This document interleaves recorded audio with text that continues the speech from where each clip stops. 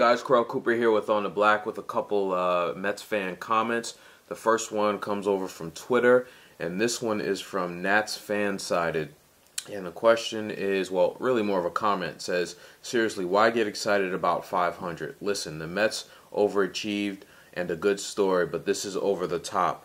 And what Nats Fansided is referring to is sort of some of the kind of overreaction and celebration, I guess, if you will, of the Mets getting to 500.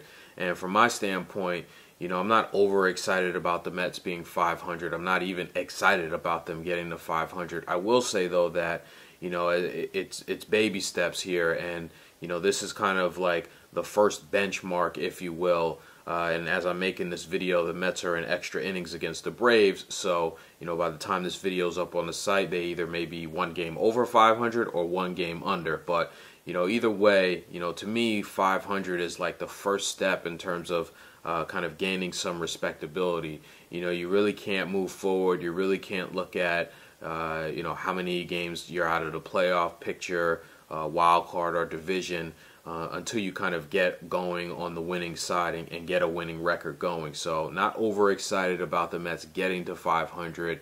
To me, it's baby steps, and this just happens to be the first one. The second comment comes from over at the YouTube channel, and this one's from Mickle True. And Mickle True says, I mean, I wouldn't go out and buy a jersey just yet. Glad he's got a chance to start this year. And Mickle True is referring to Dillon G and my post about answering the question, is Dillon G the real deal? And yeah, I mean, you know, I'm not going to go out and buy a Dillon G jersey yet either. I think he is on the right path. I think he's pitched very well this year. If he continues to pitch this well, I hope he makes the All-Star team this year. We'll see about that. You know, the thing that kind of stands out to me about G, and I've said this before in previous posts, is I just like the way that G is kind of no nonsense on the mound. He goes right after hitters.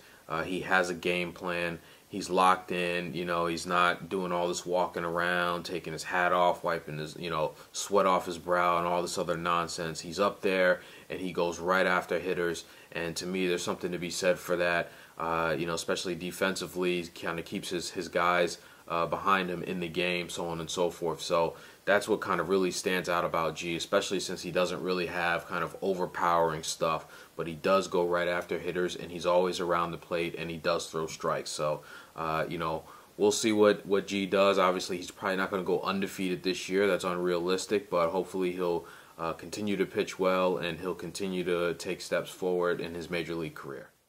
And the last thing for today, guys, is just an announcement. If you don't know, every Sunday, 7 p.m. on Ustream, I do a live Mets chat with Dave Doyle of MetsReport.com. And again, every Sunday on Ustream, it's an interactive show. We take questions from those in the chat room. We interact with those on the chat room, and it's been really fun to do that the last few weeks. The audience seems to be growing, so that's pretty cool. So I'll leave the link to the Ustream channel below this video. But remember, every Sunday, 7 p.m. on Ustream, you can catch myself and Dave Doyle of Mets Report doing a live chat.